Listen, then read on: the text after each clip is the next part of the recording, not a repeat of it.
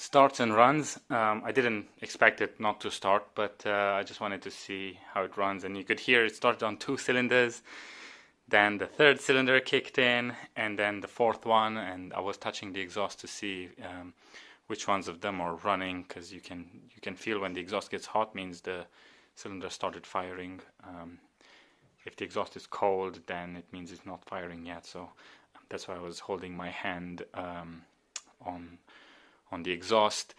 It doesn't have coolant in it, which is why I didn't want to let it run for too long. So I'll just tidy it up, fill it up with coolant, and go from there.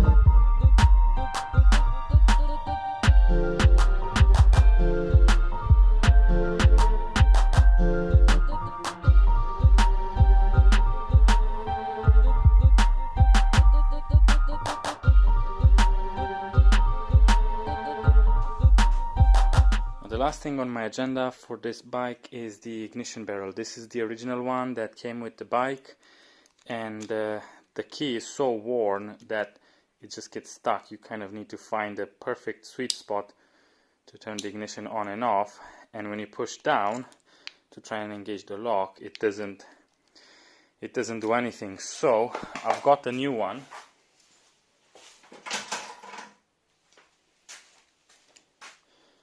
And the new one works just fine, but if you look at the wires, the old one has 3 wires connecting to a 3-pin socket and another 2 wires, whereas this one only has 3 wires in total, a 2-pin socket and a single connector. So I'll have to do something with the wiring. I think all this does, it turns the lights on and off when you turn on the switch. And then these 3, or basically these, there's 2 reds and a green and orange, and then this one has red and black, blue and orange, and a black. No, I lied. It's got blue and orange, same as this one, red and black, same as this one, and a red wire, which probably coincides with the black wire on the new one. And then this, all I'll have to do is basically put a jumper lead inside there. The new ignition barrel is in. It's basically goes in through the bottom, and there's 2 Torx screws. I don't know what size Torx this is, but you'll figure it out. And now it's just a case of routing the wires through the headlight.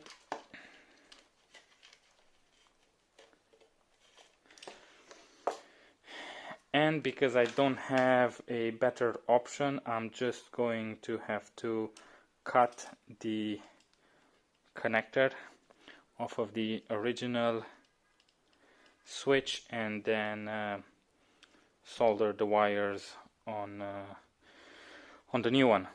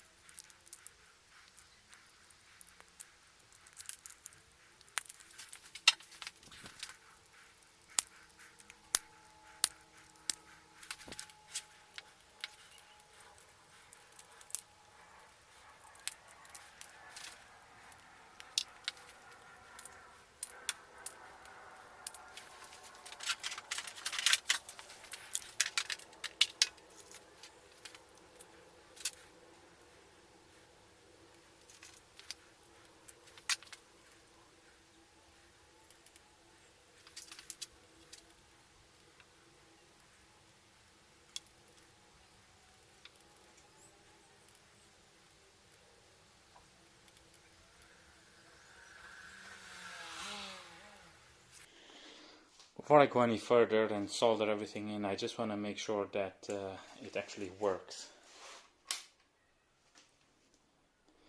Lights turn on, cranks over,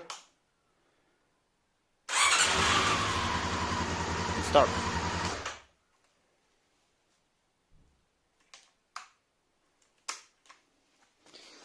So on to soldering now.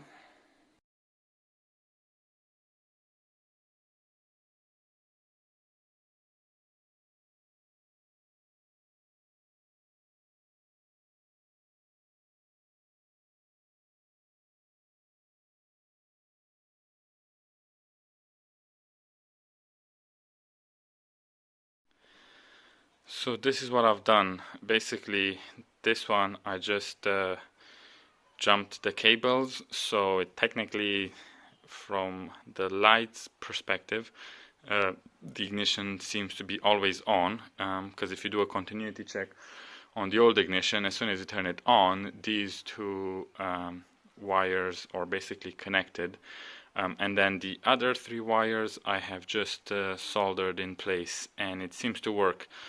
Although I do have a problem now with the rear brake light. Seems to be on all the time, and what I found is that the switch at the foot brake seems to be stuck open, so I'll change that next. But after changing the indicator, after changing the ignition, I noticed that the light was always on, and I was troubleshooting for about half an hour trying to figure out, is it the new switch that's causing the problem, or is it something else? And I found out that it's the rear brake switch.